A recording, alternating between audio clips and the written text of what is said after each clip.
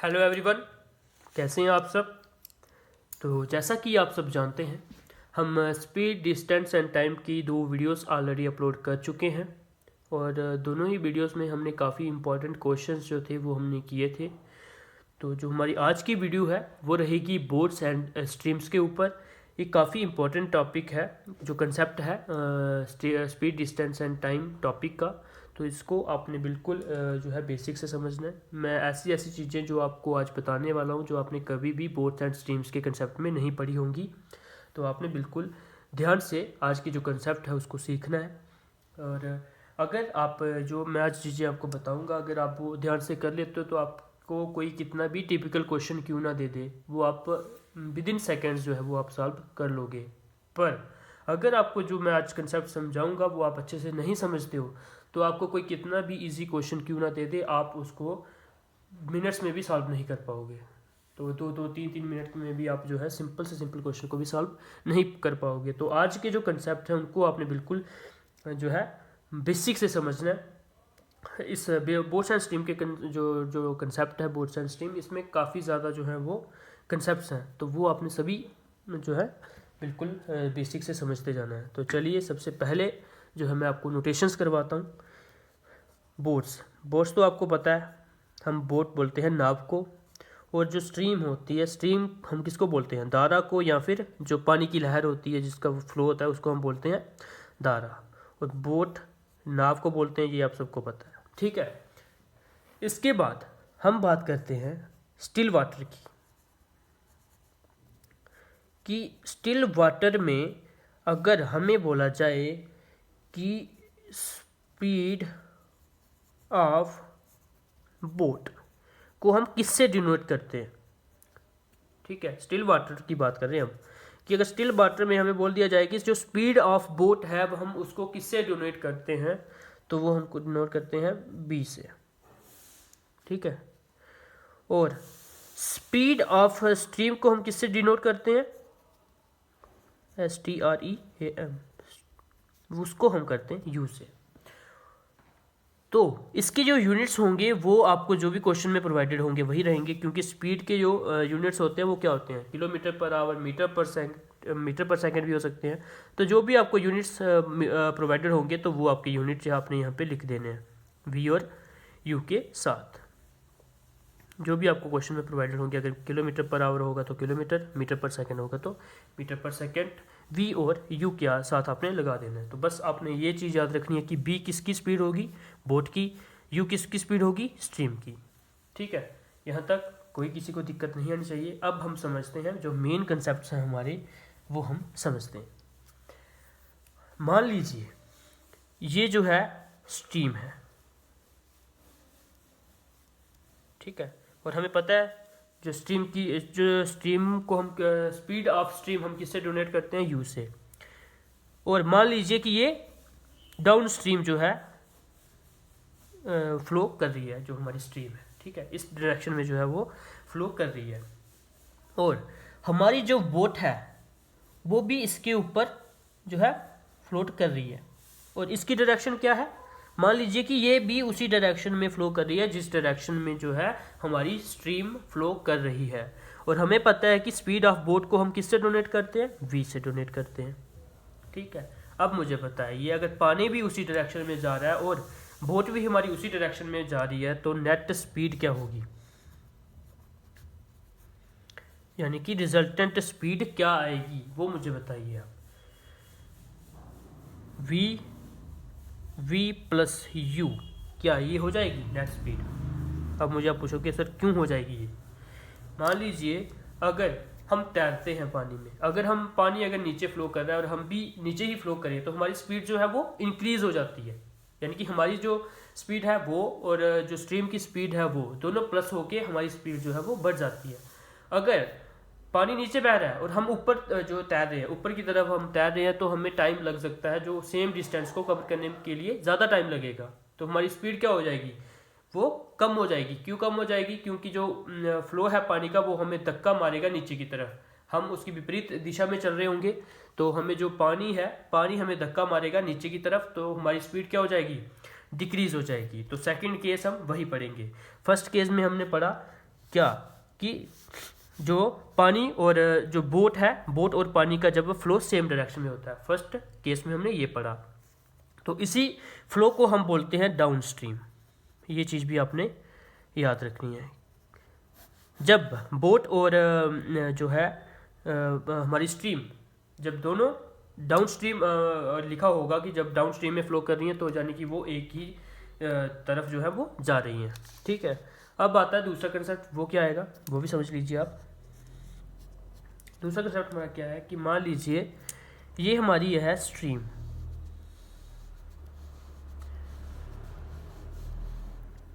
और ये अब इस डायरेक्शन में फ्लो कर रही है। ठीक है, और हमें पता है स्पीड को हम यू से डिनोट करते हैं, स्ट्रीम की स्पीड को हम यू से डिनोट करते हैं। ये अब इस डायरेक्शन में जा रही है, लेकिन जो हमारी बोट है वो जा रही है इस डायरेक्शन में। अब क्या हो गया, अपोजिट डायरेक्शन होगी दोनों की। ये इस डायरेक्शन में जा रही है, स्ट्रीम हमारी इस डायरेक्शन में जा रही है, और स्पीड ऑफ बोट को हम वी से डोनेट करते हैं, हम पता है। ठीक है, डिनोट करते हैं, पता है। तो अब मुझे बताइए कि नेट स्पीड क्या होगी, नेट स्पीड क्या होगी, ये मुझे आप बताइए। पानी जो है वो बोट को नीचे की तरफ धकेलेगा, और v की जो स्पीड है उसकी वजह से वो थोड़ी ऊपर की तरफ जाएगा, यानी कि क्या होगा, v माइनस यू होगा। जो स्पीड हो जाएगी वो माइनस हो जाएगी, क्योंकि ये जो है इसको अपोज कर रहा होगा, बोट की स्पीड को अपोज कर रहा होगा, क्या, स्पीड ऑफ स्ट्रीम। क्योंकि बोट को वो धक्का मारेगा कि तू मेरे साथ ही चल, लेकिन जो बोट होगी, बोट पे जो सवार होगा वो उसको ऊपर की तरफ जो है वो फ्लोट करने की कोशिश करेगा, तो वो क्या करेगा, उसके स्ट्रीम के फ्लो के अपोजिट चलेगा, तो यहाँ पे क्या आएगा, डिफरेंस ऑफ स्पीड आ जाएगा, यानी कि जो नेट स्पीड होगी वो v माइनस यू होगी। अब ये चीज़ आपने अजम्पशन मान लेनी है कि जो v होगा ना वो हमेशा u से बड़ा होगा। क्यों बड़ा होगा, अगर स्पीड जो है v की u से कम होगी तो जो हमारी स्ट्रीम है वो बोट को बहा के नहीं ले जाएगी, आराम से बहा के ले जाएगी, क्योंकि अगर इसमें इसकी ज़्यादा स्पीड ही नहीं है, अगर v की यू की जो ज़्यादा स्पीड है और v की कम स्पीड है तो वो बह जाएगी स्ट्रीम में। तो ये आपने एजम्पशन मानी है कि जो v की स्पीड होगी वो हमेशा जो है वो u से ज़्यादा ही रहेगी। कौन से केस में, इसको हम बोलते हैं अपस्ट्रीम के केस में। डाउन स्ट्रीम कौन सा आ गया, जब बोट और स्ट्रीम एक ही डायरेक्शन में फ्लो करते हैं, और अपस्ट्रीम कौन सा आ गया, जब दोनों अपोजिट डायरेक्शन में फ्लो करते हैं। तो होप इसमें किसी को कोई दिक्कत नहीं आई होगी। तो नेट स्पीड ये आपने याद रख लेनी है, v प्लस यू होती है, और नेट स्पीड जो है वो v माइनस यू होती है। चलिए अब हम समझते हैं नेक्स्ट कंसेप्ट। नेक्स्ट कंसेप्ट क्या है, मान लीजिए कि हमें बोल दिया जाता है कि हमें डाउन स्ट्रीम और अप स्ट्रीम की जो है रेशियो निकाल के बतानी है। ठीक है, तो सबसे पहले हमें पता है अगर D distance up down stream में अगर डी डिस्टेंस हमें कवर करना होगा तो हमें कितना टाइम लग जाएगा। तो मान लीजिए S1 स्पीड होगी डाउन स्ट्रीम की और T1 टाइम लगेगा, क्योंकि डिस्टेंस का फॉर्मूला क्या होता है, distance is equal to speed into time. तो इसकी रेशियो में क्या आ जाएगा, डिस्टेंस अगर सेम है, दोनों में डिस्टेंस सेम रखना है, डाउन स्ट्रीम और अप स्ट्रीम की हमें रेशियो निकालनी है, डिस्टेंस हमें अगर सेम है रखना है। तो डी डिस्टेंस कवर करने के लिए अप स्ट्रीम में हमें मान लीजिए S2 स्पीड से हमें चलना पड़ता है और T2 हम टाइम लगाते हैं। ठीक है, ये काफ़ी जो है इम्पॉर्टेंट कंसेप्ट है, तो बिल्कुल आप ध्यान से इसमें इसको समझना है। अब मुझे बताइए आप कि S1 क्या होगा, स्पीड इन डाउन स्ट्रीम। ठीक है, डाउन स्ट्रीम में क्या स्पीड होती है, v प्लस यू होती है, क्योंकि बोट और जो स्ट्रीम है उन दोनों की स्पीड प्लस हो जाती है। तो यानी कि d इज इक्वल टू क्या आएगा यहाँ पे, b प्लस यू, और T1 जो होगा वो T1 ही रहेगा। ठीक है, और रेशियो में क्या आ जाएगा, d is equal to S2, यानी कि स्पीड इन डाउन अपस्ट्रीम। तो स्पीड अब डाउन अपस्ट्रीम में क्या होती है, माइनस हो जाती है, तो यहाँ पे आएगा v minus you multiply by T2। और अब रेशो करिए सॉल्व इसको, डी से कैंसिल हो गया, तो यानी कि v plus you upon v minus you किसके बराबर आ गया, T2 अपान T1 आ गया, क्योंकि ये साइड चला गया। ये जो है आपके हर बड़े सारे क्वेश्चंस में ये चीज़ आपकी यूज़ होने वाली है कि डाउन स्ट्रीम की स्पीड दी गई होगी अगर ऊपर, तो जो है इसके सामने क्या आएगा, अप स्ट्रीम का टाइम आएगा। ठीक है, देख रहे हो आप, यही फॉलो हो रहा है कि T2 किसका टाइम है, अप स्ट्रीम का टाइम है। ठीक है, यानी कि अपस्ट्रीम का टाइम जो है ऊपर आएगा। और नीचे क्या है, v माइनस यू क्या है, अपस्ट्रीम की स्पीड है, लेकिन उसके सामने क्या आ रहा है, डाउनस्ट्रीम का जो टाइम है वो आ रहा है। इस तरह से आपने इसको याद रखना है। मैं इसको ऐसे याद रखता हूँ, d डॉट एस ऐसे डाल देता हूँ और नीचे आ जाता है यू डॉट एस, बीच में ऐसे ड्रा कर देता हूँ लाइन, और यूपी और डी एस, कि ताकि मुझे कभी भी इन फ्यूचर कन्फ्यूजन ना रहे। अगर जो है डाउनस्ट्रीम की स्पीड ऊपर आ रही है तो डाउनस्ट्रीम का टाइम नीचे आएगा, अपस्ट्रीम की अगर स्पीड नीचे आ रही है तो अपस्ट्रीम का टाइम जो है वो ऊपर आएगा। मैं इस तरह से याद रखता हूँ ज़्यादातर केसेस में, ताकि मुझे कन्फ्यूजन ना रहे। फिर भी अगर आपको कन्फ्यूजन होती है तो एक और तरीका मैं आपको बताता हूँ कि v प्लस यू क्या है, स्पीड है, कितनी स्पीड है, ज़्यादा स्पीड है v माइनस यू के कंपैरिजन में, है ना, क्योंकि v प्लस यू यहाँ पे क्या हुआ है, दोनों की स्पीड प्लस हुई है, लेकिन नीचे क्या हुआ है, दोनों की स्पीड माइनस हुई है, तो ये स्पीड कम होगी, ये स्पीड ज़्यादा होगी, ठीक है। यानी कि ऊपर क्या आ रहा है, ग्रेटर नंबर, नीचे क्या आ रहा है, लेसर नंबर, यही आ रहा है, इक्वल टू। अब मुझे बताइए T2 ज़्यादा है या T1 ज़्यादा है। T2 क्या है, अपस्ट्रीम जाते वक्त लगने वाला टाइम। तो अपस्ट्रीम में क्या होता है, आपकी स्पीड माइनस हो रही होती है तो आपको ज़्यादा टाइम लगता है। तो इससे हमें क्या कंक्लूड होता है कि जो T2 है वो ज़्यादा है, और T1 क्या है, इसमें क्या होता है, v प्लस यू की स्पीड प्लस हो जाती है, तो स्पीड ज़्यादा हो जाती है तो टाइम कम लगेगा। तो यानी कि T1 क्या है, कम है। तो यहाँ से आप देख लीजिए कि ऊपर क्या आ रहा है, यहाँ पर भी ग्रेटर, यहाँ पर भी ग्रेटर, नीचे क्या आ रहा है, यहाँ पर भी लेस और यहाँ पर भी लेस। इस तरह से भी आप इसको कर सकते हो। तो मैंने आपको दोनों 2-3 जो तरीके थे इनको याद करने के, इस फार्मूले को याद करने के, वो मैंने आपको बता दिए। ये फार्मूला आपके हर एक क्वेश्चन में लगने वाला है और आपको काफ़ी दिक्कत दे सकता है अगर आप उसको अच्छे से समझ नहीं पाते हो तो, ठीक है। इसको आपने बिल्कुल अच्छे से समझना है, ठीक है। तो साथ ही साथ मैं आपको 1-2 चीज़ें और बता देता हूँ, वो क्या है कि मान लीजिए, यहीं पर बता देता हूँ कहीं साइड पर, मान लीजिए कि आपको कुछ वैल्यू दी जाती है, मान लीजिए v प्लस यू है वो दे दिया आपको 13, ठीक है, और v माइनस यू आपको दे दिया है 5। तो आप इस तरह के क्वेश्चंस को किस तरह से सॉल्व करते हो, एलिमिनेशन मेथड से करते हो ना, वैसे आपने नहीं करना है। मैं आपको बिल्कुल जो है बेस्ट तरीका बताने वाला हूँ इसमें। जब भी आपको इस तरह की जो है कंडीशन दिखे कि v plus u is equal to 13 और v minus u is equal to 5, आपने कुछ भी नहीं करना है। आपको v और u की वैल्यू पूछी जाती है इस टाइप के क्वेश्चंस में, तो आपको क्या करना है, सिंपली जो है v की वैल्यू किस तरह से निकालनी है, जो भी ये दोनों नंबर्स होंगे 3 + 5 डिवाइडेड बाई 2, बस इस तरह से आपने करते हैं। और u की वैल्यू क्या कैसे निकालनी है, इसमें आपने क्या करना है, दोनों का डिफरेंस ले लेना है, 3 डिवाइडेड बाई -5 डिवाइडेड बाई 2, बस इस तरह से आपने इनकी वैल्यूज निकालनी है, ठीक है। तो आप इसका फार्मूला भी ऐसे फ्रेम कर सकते हो। फार्मूला क्या रहेगा, कोई क्वेश्चन आप रहने दीजिए, ये फार्मूला याद कर लीजिए आप। v प्लस यू अगर आपको बोल दिया जाता है x, v माइनस यू आपको बोल दिया जाता है y के बराबर है। तो यहाँ से अगर आपको बोला जाए कि v की वैल्यू निकालो, v की वैल्यू निकालो, तो वो क्या होगी, x plus y divided by 2, और u की वैल्यू क्या होगी, x minus y divided by 2, ठीक है। इस तरह से आप निकालोगे। तो सेम इस क्वेश्चन में हमने वैसे ही किया, v की वैल्यू निकालने को बोला गया था तो हमने क्या किया, फार्मूला देखा क्या था, वो x plus y divided by 2, तो हमने कर दिया x प्लस वाई क्या था, 13 + 5 डिवाइडेड बाई 2 कितना आ गया, और ये आ गया 18 डिवाइडेड बाई 2 यानी कि 9 आ गया, ठीक है। अब v की वैल्यू क्या आ गई आपकी, 9 आ गई, और u की वैल्यू क्या आ गई, इन दोनों का डिफरेंस किया तो वो आ गया 8 डिवाइडेड बाई 2 जितना आ गया 4, यानी कि v की वैल्यू 9 आ गई, u की वैल्यू 4 आ गई। इस तरह से आपने इन क्वेश्चनों को करना है। एलिमिनेशन मेथड आपने नहीं लगाना है, वो काफ़ी लेंथी हो जाता है, आपके पास टाइम कम ही होगा, 1 मिनट से भी कम टाइम होगा, तो क्यों आपने ज़्यादा अपना टाइम वेस्ट करना है, ठीक है। इस तरह से आपने जो है क्वेश्चंस को करना है। मैंने आपको मैक्सिमम जो कंसेप्ट बताए हैं वो आपने अच्छे से ध्यान में रखने हैं। तो अब हम करते हैं अपने क्वेश्चंस पर मूव, ठीक है।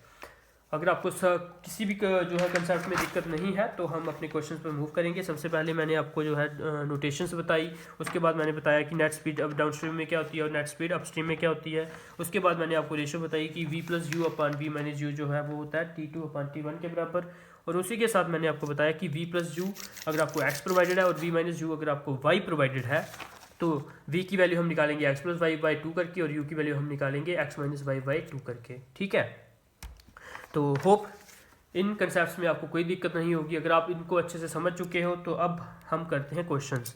तो ये आप वीडियो पॉज करके खुद सॉल्व करोगे, और अगर आपसे नहीं निकलेगा तभी आप जो है इस पर आओगे, नहीं तो आप इस क्वेश्चन को स्किप कर दोगे, ठीक है। अगर आपको आ जाता है तो आप इसको स्किप करके अगला क्वेश्चन पढ़ सकते हैं सीधा, ठीक है। अब मुझे बताइए, पढ़िए क्वेश्चन। अ बोट गोज 40 किलोमीटर अपस्ट्रीम, कि अगर ये कोई बोट है वो 40 किलोमीटर अपस्ट्रीम जाती है इन 8 आवर्स, ठीक है, and 36 kilometre downstream in 6 hours, then the speed of boat in still water. हमें स्टिल वाटर में बोट की जो है वो स्पीड बतानी है। तो स्पीड ऑफ बोट v से डोनेट होता है, डिनोट करते हैं हम, आपको पता है, ठीक है। अब मुझे आप बताइए कि जो हमें दिया गया है, सिंपल आपने क्वेश्चन में इसको फ्रेम करना है, किस तरह से करना है देखिए। The boat goes 40 kilometre upstream, ठीक है, अपस्ट्रीम आ गया यहाँ पे। तो अपस्ट्रीम में मैंने आपको बताया है कि अपस्ट्रीम में क्या होता है, स्पीड क्या होती है, v माइनस यू होती है, क्योंकि अपस्ट्रीम में क्या होता है, जो फ्लो होता है स्ट्रीम का वो अपोजिट डायरेक्शन में होता है और बोट की स्पीड जो होती है वो अपोजिट डायरेक्शन में होती है। और स्पीड यानी कि जो है यहाँ पे आएगा v माइनस यू होगी, आपकी अपस्ट्रीम की स्पीड होगी। स्पीड आपको पता है किसके बराबर होती है, डिस्टेंस अपॉन टाइम के बराबर होती है, तो ये तो आपको पता है। तो यहाँ पे डिस्टेंस कितना प्रोवाइडेड है, 40 किलोमीटर इन कितने टाइम में, 8 आवर्स में, यानी कि 8 5 ज़ा 40, यानी कि 5 किस में है, किलोमीटर में, यानी कि 5 किलोमीटर पर आवर आपकी क्या आ गई वैल्यू, v माइनस यू की वैल्यू आ गई कितनी, 5। अब आगे पढ़िए, and 36 kilometre downstream in 6 hours. तो डाउन स्ट्रीम की स्पीड होती है v प्लस यू, ये भी आपको पता है। जो स्पीड का फॉर्मूला क्या होता है, v प्लस यू क्या है, स्पीड है, तो स्पीड किसके बराबर होती है, डिस्टेंस अपॉन टाइम। तो कितना डिस्टेंस कवर किया, 36 किलोमीटर, कितने घंटे में, 6 घंटों में, तो ये आ गया आपका 6 किलोमीटर पर आवर। अब ये क्या, वही मेथड नहीं बना जो मैंने अभी आपको बताया, v plus u is equal to 6, v minus u is equal to 5। ये तो वही मेथड बन गया, v plus u equal to x और v minus u equal to y, वही बन गया। तो करिए सॉल्व, मैंने आपको बताया किस तरह से हमने सॉल्व करना है। हमें किसकी वैल्यू पूछी गई है, स्पीड ऑफ बोट की, the speed of boat in still water. तो स्पीड ऑफ बोट क्या होती है, v होती है, तो हम सीधा v ही निकालेंगे, u हम क्यों निकालें। तो v निकालने की क्या वैल्यू होती है, इन दोनों को प्लस करते हैं, 6 + 5 डिवाइडेड बाई 2, तो ये कितना आ जाएगा, 11/2, यानी कि 5.5 किलोमीटर पर आवर जो होगी वो आपकी स्पीड ऑफ की क्या होगी, बोट होगी इन स्टिल वाटर, ठीक है। तो यहाँ से अगर आपको u भी बोल दिया जाए तो चलो हम u भी निकाल देते हैं। तो हाँ, वो हमने क्या किया था, उसमें क्या करना था, x माइनस वाई, यानी कि 6 - 5 डिवाइडेड बाई 2, तो यानी कि 1/2, यानी कि 0.5 किलोमीटर पर आवर। तो अगर आपने v प्लस यू की जो वैल्यूज़ चेक करनी हो कि ठीक आई हैं या गलत, तो आप किसी भी इन दोनों इक्वेशन में से किसी में भी पुट करके देख लीजिए। फॉर एग्जांपल हम इसमें पुट करते हैं, तो v की वैल्यू हमारी आई 5.5 और u की वैल्यू हमारी आई 0.5, जो कि 6 के बराबर है। तो हमारी जो है 6 के बराबर है ये भी, तो ये हमारा आ गया आंसर। यानी कि v की वैल्यू जो होगी, v की जो स्पीड होगी, यानी कि स्पीड ऑफ बोट होगी स्टिल वाटर में, वो क्या होगी, 5.5 किलोमीटर पर आवर।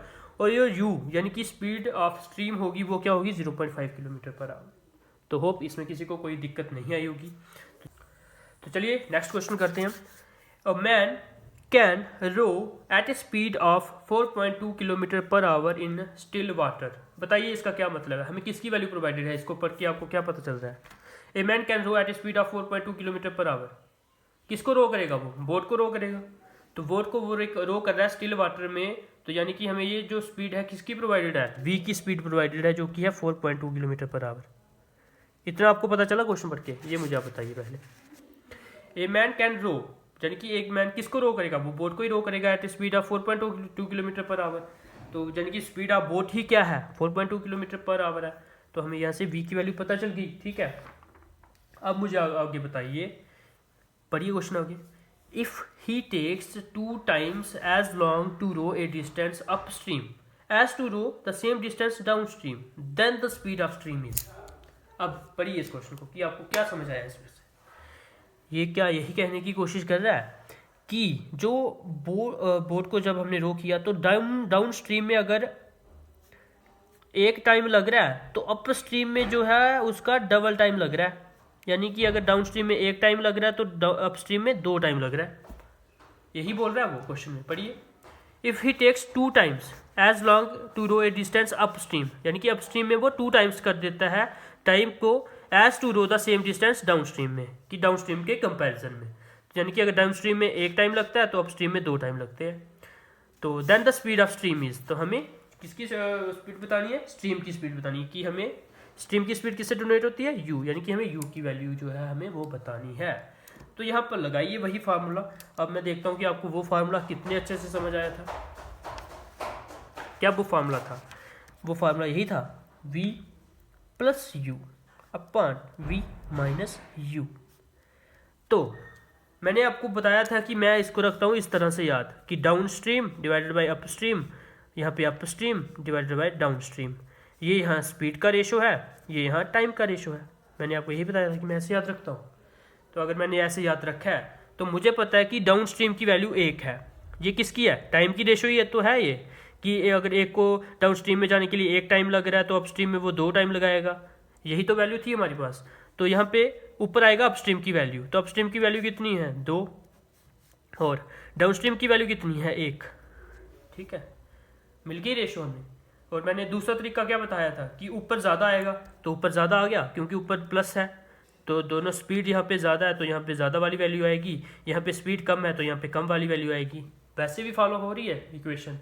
तो मैं जो भी आपको अच्छा लगे मेथड उससे आपको इसको याद रखना है, लेकिन गलती कभी नहीं करनी है कि आप 1 ऊपर लिख दो 2 नीचे लिख दो, ये गलती नहीं करनी है। याद आप जैसे मर्जी रखो, मैंने आपको 2-3 तरीके बता दिए, बस गलती आपने नहीं करनी है।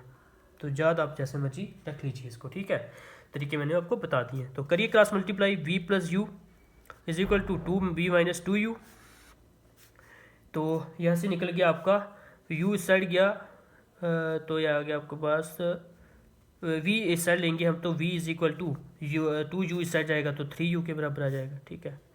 यानी कि v की वैल्यू आ रही है हमारे पास 3u आ रही है। तो अब मुझे बताइए कि कहीं आपको v की वैल्यू तो नहीं पता?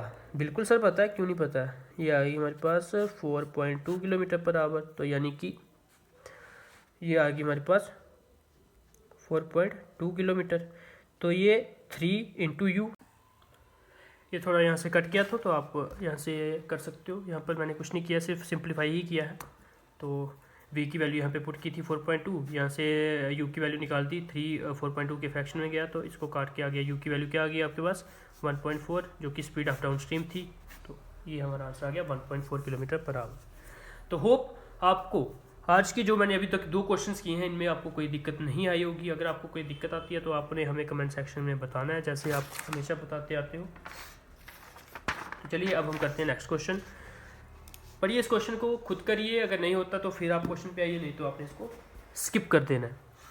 The ratio of speed of motor boat to the current of water is 36:5। Solution हम इसका निकालते हैं। हमें क्या बताया, पूछा गया है, आप खुद फ्रेम करिए क्वेश्चन को। The ratio of speed of motor boat, boat की speed to the current of water, यानी कि करंट क्या होता है? Flow of water, is 36:5। तो बोट की स्पीड मुझे पता है v होती है, और करंट ऑफ वाटर यानी कि फ्लो ऑफ वाटर की स्पीड मुझे पता है u होती है, तो उसकी रेशो हमें प्रोवाइडेड है 36/5। ये मुझे पता चल गया क्वेश्चन को पढ़ते ही। अब आगे देखिए, the boat goes along with the current in 5 hours 10 minutes। Along with the current, the boat goes along with the current, ठीक है। ये कौन सा है? डाउन स्ट्रीम का जो है वो टाइम है ये, ठीक है ना। ये आपको पता चल गया क्योंकि बोट जो है वो जो करंट यानी कि फ्लो के साथ साथ चल रही है, तो ये डाउन स्ट्रीम का टाइम दिया गया हमें। ये आपको पता चल गया ds का, क्योंकि डाउन स्ट्रीम ही तो होता है कि जब बोट और करंट एक साथ मूव करते हैं, ठीक है ना। तो ये डाउन स्ट्रीम का टाइम मुझे पता चल गया। लेकिन मैं आपको बताऊँ, अब हमने सेम ये फॉर्मूला भी पीछे किया कि v plus u divided by v minus u is equal to क्या होता है? बताइए। ये आती है स्पीड की रेशो और यहाँ पर आती है टाइम की रेशो आती है। तो नीचे कौन सा टाइम आता है? हमने ये फार्मूला सेम मैंने आपको बताया था, अगर आपने ये अच्छे से लर्न कर दिया। मैं तो इसी से करता हूँ, डाउन स्ट्रीम, ये आ गई टाइम की रेशो, ये आ गई स्पीड की रेशो। तो स्पीड डाउन स्ट्रीम और अपस्ट्रीम, नीचे क्या आएगा? डाउन स्ट्रीम का जो है वो टाइम आता है नीचे। तो डाउन स्ट्रीम का टाइम हमें दिया गया 5 hours 10 minutes, तो इसको हम मिनट्स में कर लेते हैं, इजी रहेगा। तो मिनट्स में जब हम करेंगे इसको तो 6 5 30 आ गया 310 मिनट्स। और ऊपर जो है it will come back in, तो हमें यही तो पूछा गया है कि वापस कब आएगा वो, ये हमें निकालना है, ठीक है ना। अब निकालिए क्वेश्चन को कि किस तरह से आप सॉल्व करते हो। इसमें कुछ बचा नहीं है अब सॉल्व करने के लायक, आप आराम से कर सकते हो। v की वैल्यू हमें पता है, u की वैल्यू हमें पता है, तो सिंपली इसमें क्या करना है, v प्लस यू कितना आएगा? 36 + 5 कितना आ गया? 41। v माइनस यू कर दीजिए, इसको डिवाइड कितना आता है? 36 में से 5 गया तो 31 is equal to question mark divided by 310। तो ये इससे कट जाएगा 10 बार, इसकी इससे मल्टीप्लाई हो जाएगी तो आ गया आपके पास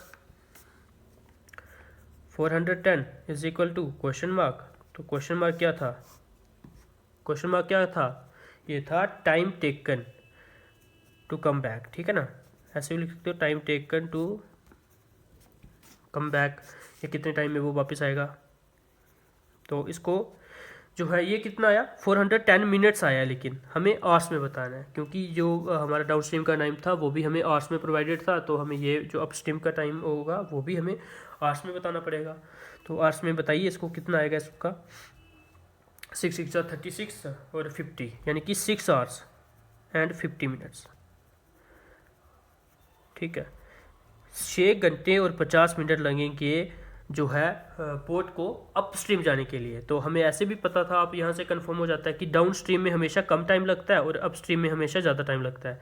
डाउन स्ट्रीम में लगे थे 5 घंटे और 10 मिनट और अप स्ट्रीम में लग रहे हैं हमें 6 घंटे और 50 मिनट, ठीक है ना। यहाँ से आपका जो है वो फॉलो हो जाता है, जो ये वाला फार्मूला था। तो आपने इस फार्मूले में कोई गलती नहीं करनी है, ये फार्मूला आपने देख लिया कितना इंपॉर्टेंट है। तो आज हमने जो 3 क्वेश्चन किए हैं, हम कल 4 से 5 क्वेश्चन और लाएंगे क्योंकि आज की वीडियो काफ़ी लंबी हो जाएगी नहीं तो, और आप बोर भी हो जाओगे। तो आज की वीडियो में हम इतना ही रखते हैं। तो अगर आपको कोई भी कन्फ्यूज़न आती है तो आपने हमें कमेंट सेक्शन में बताना है और हमारे टेलीग्राम चैनल को ज़रूर से ज्वाइन कर लेना है, जिसका जो है लिंक मैंने अपने डिस्क्रिप्शन बॉक्स में आपको प्रोवाइड किया हुआ है। वहाँ पे कल हमने क्विज़ भी कंडक्ट करवाया था, तो डेली वहाँ पे क्विज़ कंडक्ट होते हैं, पीडीएफ्स आपको दी जाती हैं, प्रैक्टिस सेट आपको दिए जाते हैं। तो आप हमारे टेलीग्राम चैनल को जिसका नाम है MK क्लासेस, उसको ज़रूर से आप ज्वाइन कर लेना, आपके लिए काफ़ी हेल्पफुल रहेगा। तो आज की वीडियो में अगर आपको कोई भी कन्फ्यूज़न है किसी भी क्वेश्चन के रिलेटेड तो आपने सिंपल लिखना है कि क्वेश्चन नंबर 1, और जो भी आपको कन्फ्यूज़न होगी सीधे आप लिख देना कन्फ्यूज़न है बस। तो हम जो है वो क्वेश्चन कल की वीडियो में दोबारा से ले लेंगे, उसको दोबारा से समझ लेंगे। अगर आपको कोई कंसेप्ट में जो है वो दिक्कत आती है तो आपने लिख देना सर कंसेप्ट में कोई कन्फ्यूज़न है, तो हम कंसेप्ट भी आपको कल दोबारा बता देंगे। तो आज की वीडियो में हम इतना ही रखते हैं। तो all the best for your exam, अच्छे से प्रिपेयर करते रहिए।